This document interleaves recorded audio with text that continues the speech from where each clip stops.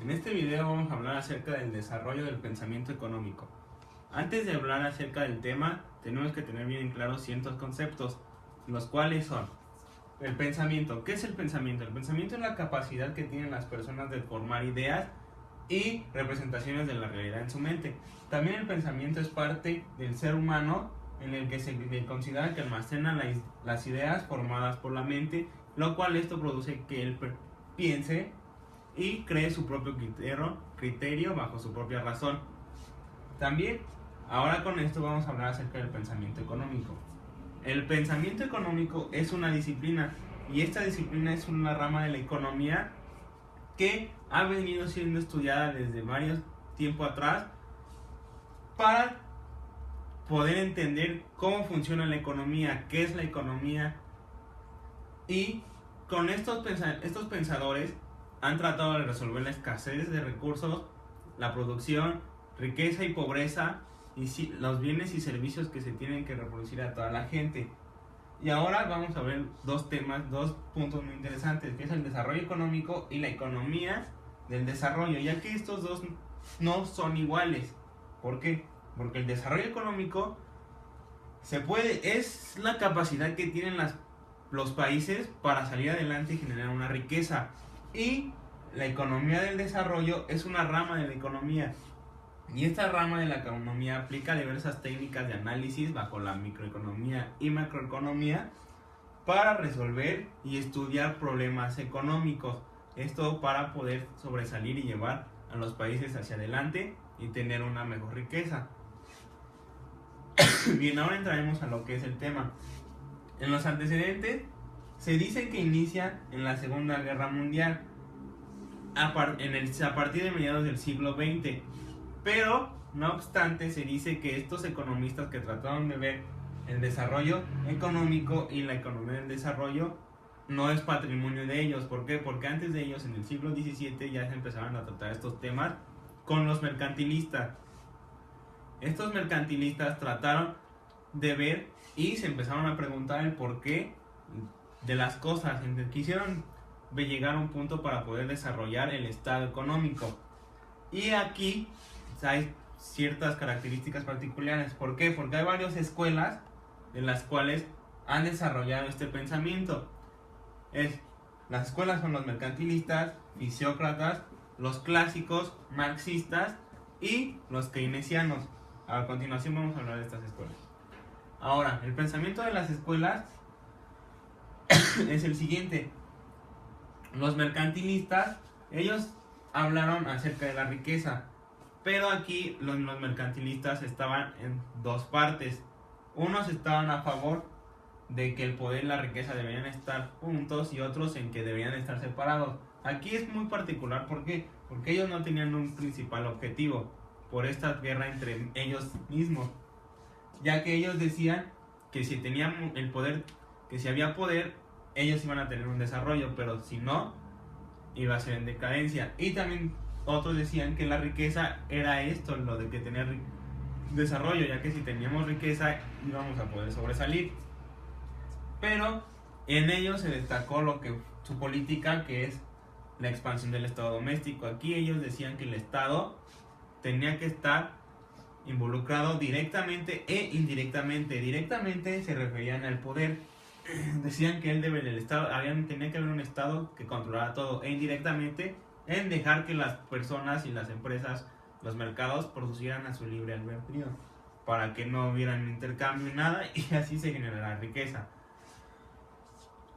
También en esta misma etapa eran los fisiócratas, que para los fisiócratas lo más importante era el sector agrícola, ya que ellos decían que si había agricultura, ellos podrían salir adelante y con esto no habría una decadencia y tendrían un desarrollo. También con ellos lo que decían era la reproducción de la renta agraria.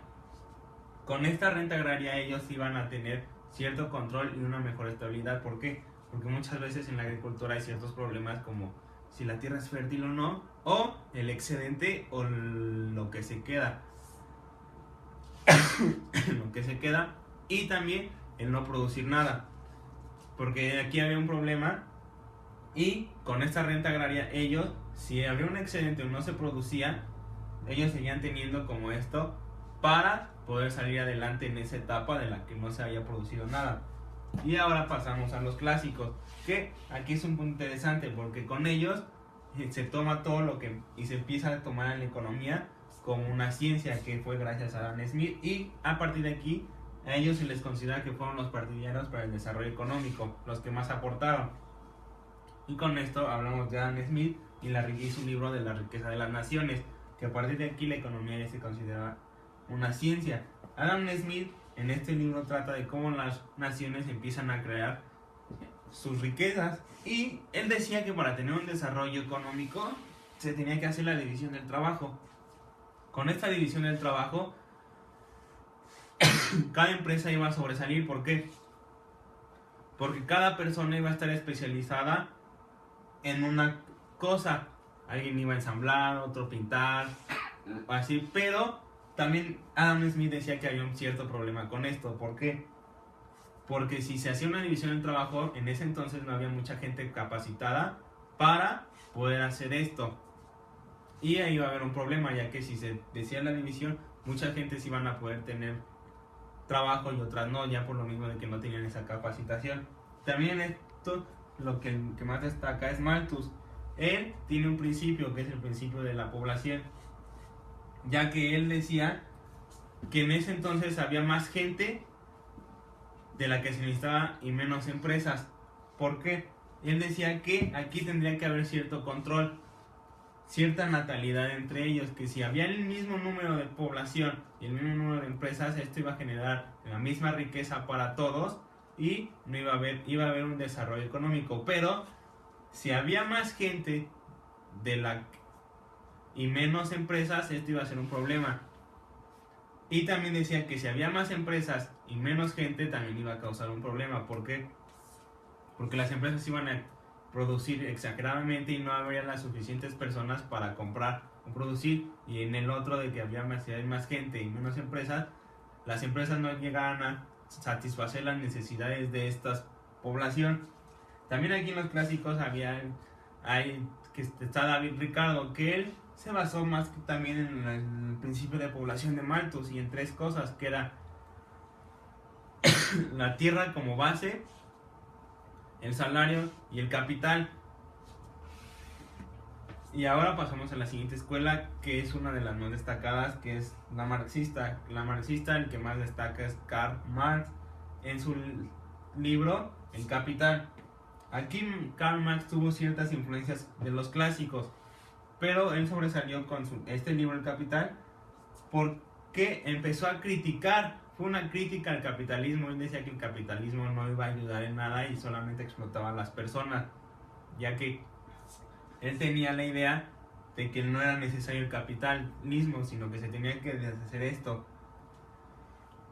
Y él creía en la evolución de la sociedad, de que las personas con el tiempo iban evolucionando y creciendo y teniendo ciertas aptitudes, y el desarrollo de las fuerzas productivas, en el cómo las personas creaban más productos.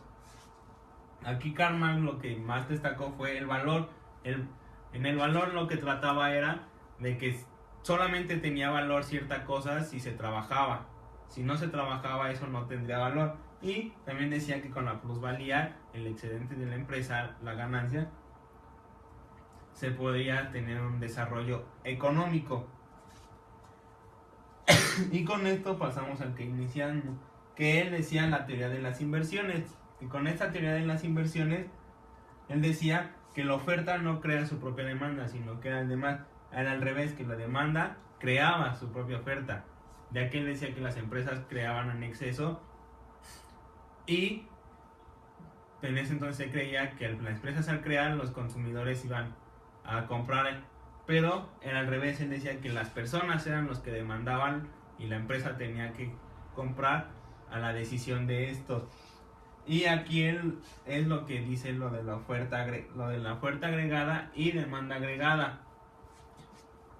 Con esto él decía que las empresas tenían que producir lo que se demandaba, no tenían que hacer más, porque si hacían más de lo demandado iba a haber un cierto exceso y esto iba a ser no iba a ser favorable para esto. O sea, aquí en este caso Keynes no fue muy partidario acerca del desarrollo, pero sí se toma en cuenta, ya que es uno de los que a partir de aquí en adelante, que ya era antes de la Segunda Guerra Mundial, se toman partícipe para grandes experimentos.